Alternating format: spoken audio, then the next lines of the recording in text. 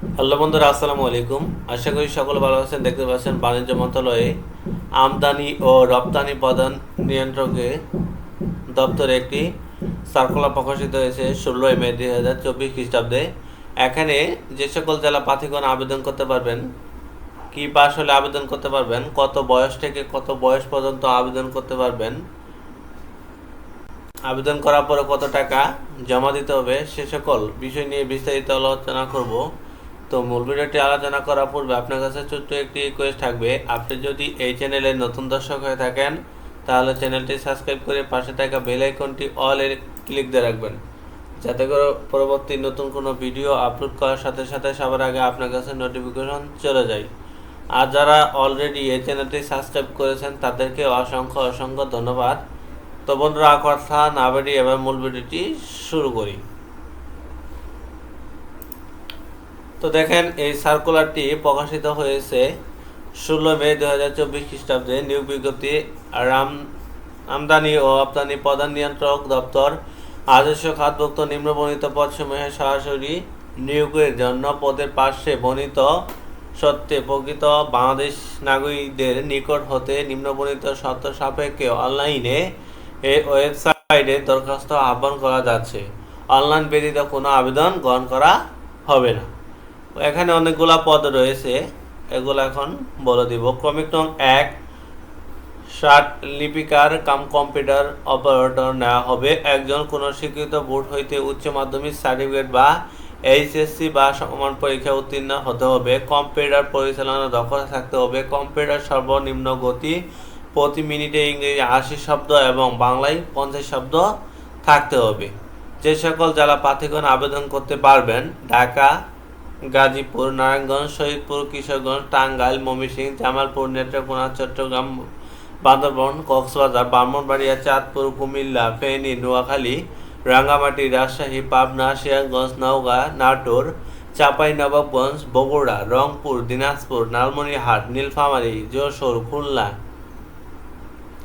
মাগুরা, কুষ্টিয়া, মেহেরপুর, ঝালকাঠি, পিরোজপুর, বরগুনা, সিলেট, মৌলভীবাজার, সুনামগঞ্জ ও হবিগঞ্জ জেলা এখানে আবেদন করতে পারবেন। তবে এ সকল জেলা বাদে আরও বাকি যে জেলাগুলো রয়েছে এদের মধ্যে এতিম, শারীরিক প্রতিবন্ধী থাকলে এখানে সকল জেলা প্রার্থীগণই আবেদন করতে পারবেন।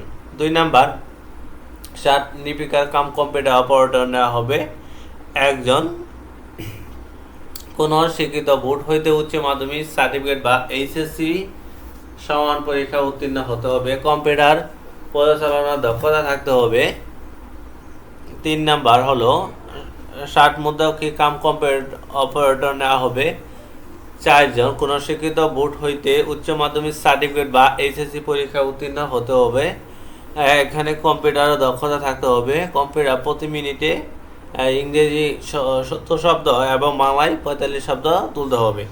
এখানে যে সকল প্রার্থীগণ আবেদন করতে পারবেন: ঢাকা, গাজীপুর, নারায়ণগঞ্জ, শহীদপুর, কিশোরগঞ্জ, টাঙ্গাইল, ময়মনসিংহ, জামালপুর, নেত্রকোনা, চট্টগ্রাম, বান্দরবান, কক্সবাজার, ব্রাহ্মণবাড়িয়া, চাঁদপুর, কুমিল্লা, ফেনী, নোয়াখালী, রাঙ্গামাটি, রাজশাহী, পাবনা, সিরাজগঞ্জ, নওগাঁ, নাটোর, চাঁপাইনবাবগঞ্জ, বগুড়া, রংপুর, দিনাজপুর, লালমনিরহাট, নীলফামারী, খুলনা, যশোর, মাগুরা, কুষ্টিয়া, মেহেরপুর, ঝালকাঠি, পিরোজপুর, বগুড়া, সিলেট, মৌলভীবাজার, সুনামগঞ্জ, হবিগঞ্জ জেলার প্রার্থীগণ এখানে আবেদন করতে পারবেন।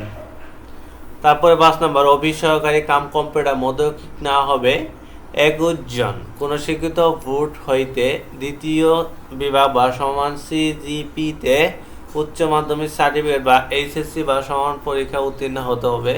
কম্পিউটার পরিচালনার দক্ষতা, কম্পিউটার মধ্যক্ষিক সর্বনিম্ন গতি প্রতি মিনিটে ইংরেজিতে 20 শব্দ বা বাংলায় 20 শব্দ থাকতে হবে। 6 নম্বর, অফিস সহায়ক নেওয়া হবে 41 জন। এখানে তো পদের সংখ্যা বলা হয়েছে, তাহলে 6 নম্বরে নেওয়া হবে 41 জন। কোন স্বীকৃত বোর্ড হইতে দ্বিতীয় বিভাগ বা সমান সিজিপিতে এসএসসি বা সমান পরীক্ষা উত্তীর্ণ হতে হবে। এখানে যে সকল জেলা প্রার্থীগণ আবেদন করতে পারবেন: দেখেন, ঢাকা,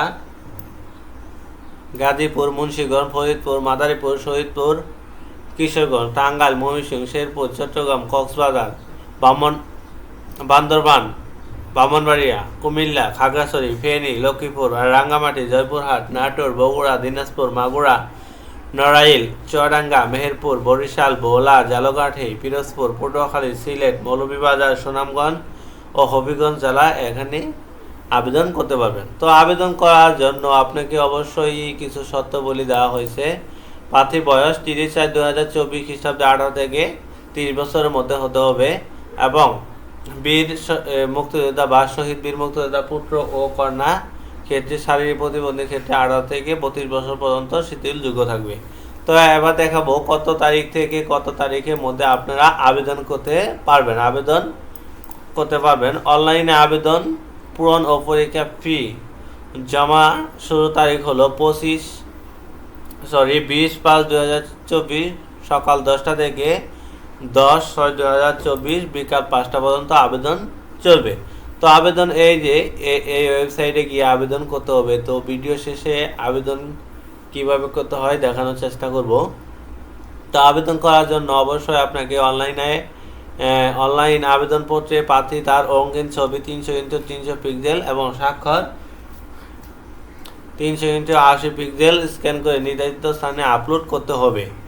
তো আবেদন করার সময় আপনাকে কত টাকা জমা দিতে হবে? ক্রমিক 1 ও 2 ক্রমিকের জন্য পরীক্ষা ফি পাওয়া 300 টাকা এবং টেলিটক সার্ভিস চার্জ 35 টাকা, মোট 335 টাকা জমা দিতে হবে। 3 থেকে 5 ক্রমিকের জন্য পরীক্ষা ফি পাওয়া 200 টাকা এবং টেলিটক সার্ভিস চার্জ 23 টাকা, মোট 223 টাকা দিতে হবে। 6 নং ক্রমিকের জন্য মাত্র 100 টাকা এবং টেলিটক সার্ভিস চার্জ 12 টাকা, মোট 112 টাকা 72 ঘন্টার মধ্যে জমা দিতে হবে। 72 ঘন্টা মানে আবেদন করার 72 ঘন্টার মধ্যেই জমা দিতে হবে। তো আবেদন করার পরে টাকাটা কিভাবে টেলিটক প্রিপেইড সিমের মাধ্যমে কিভাবে জমা দিবেন? তো টেলিটক প্রিপেইড সিম মেসেজ অপশনে গিয়ে CCIE স্পেস ইউজার আই লিখে 16222 সেন্ড করতে হবে। তো অ্যাপ্লিকেশন হিসেবে এরকম একটি মেসেজ আসবে, তার সাথে একটি পিন নাম্বার আসবে।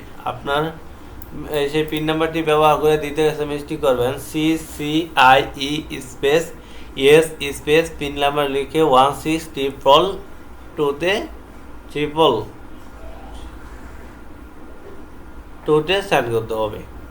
তো এখন দেখাবো যে আপনার কিভাবে আবেদন করবেন। তো যে এই ওয়েবসাইটে গিয়ে আপনারা আবেদন করবেন। তো এই ওয়েবসাইটে আমি যাচ্ছি। তো application form check here to application online, এটাতে ক্লিক করবেন। তো এখানে অনেকগুলা পদ রয়েছে। আপনি লিপিকার কাম কম্পিউটার অপারেটর, তারপরে লিপিকা কাম কম্পিউটার অপারেটর। তো আমি এইখান থেকে উচ্চমান সহকারী এটাতে আবেদন করে দেখাবো।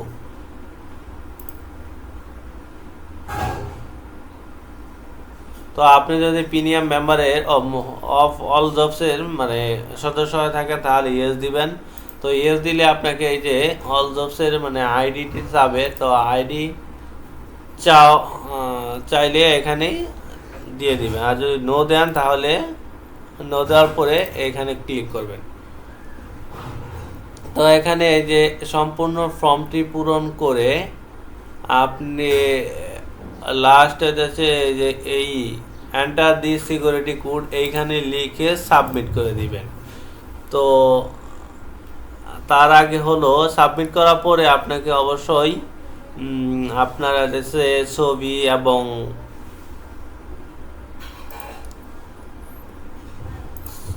এবং ওই স্বাক্ষর যাবে।